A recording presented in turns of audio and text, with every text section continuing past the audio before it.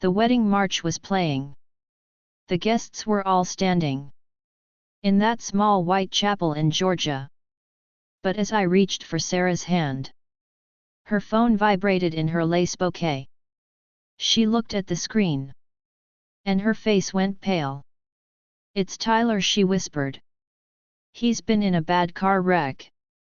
And he's all alone at the ER." I gripped her hand tighter. "Sarah, we are in the middle of our vows." But she pulled away with a look of disgust. "Ethan, don't be so insecure. He has nobody else but me." Then she ran down the aisle, leaving me at the altar, in front of 300 people. Like and subscribe if you think he should leave her. The reception hall was empty. $3,000 of lobster, just sitting there getting cold.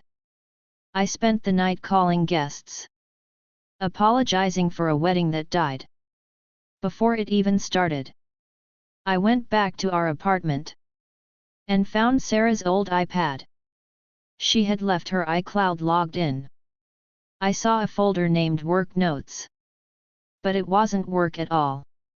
It was years of messages with Tyler.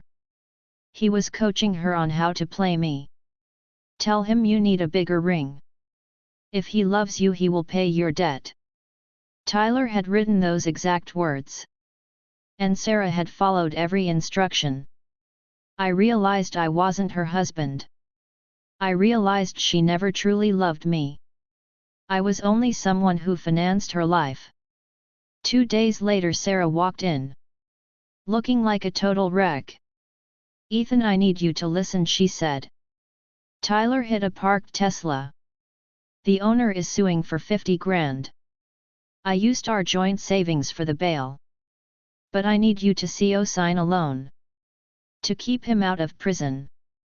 I looked at her and felt nothing. No anger, just a cold realization. I handed her a manila envelope. "These are the divorce papers, Sarah.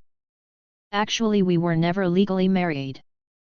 Since you never signed the license, I've already frozen the accounts and changed the locks on the house."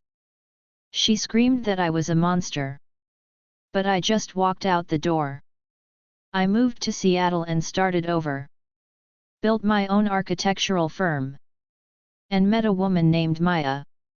She's a surgeon who actually respects the concept of boundaries. Life was finally peaceful.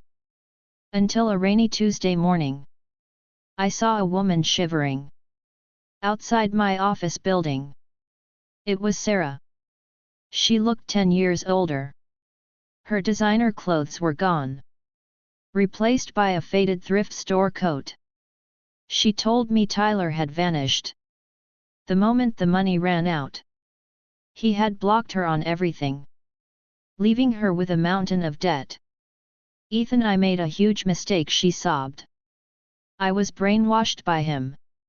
I realize now you were the only one who ever truly cared for me. Can we just grab a coffee and talk about starting over?" I looked at her tear-stained face and remembered the humiliation at that little white chapel. "Sarah, do you remember the Mustang? The one I spent years restoring for our wedding getaway car?" She nodded hopefully. "Well, I sold it to pay for my move. And just like that car, my feelings for you were sold off. A long time ago. You aren't looking for love, Sarah. You are looking for a life raft. Because your golden boy sank. I hope you find a way to pay those debts. But it won't be with my checkbook. And it won't be with my time." Maya walked out of the building then, and wrapped her arm around mine. "Ready for lunch, Ethan?" she asked.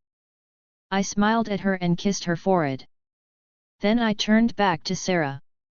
"Take care of yourself," I said. And I walked away into the rain, without looking back even once. Some people only realize your value when they have nothing left to take. Don't ever be someone's plan B. when you deserve to be someone's only.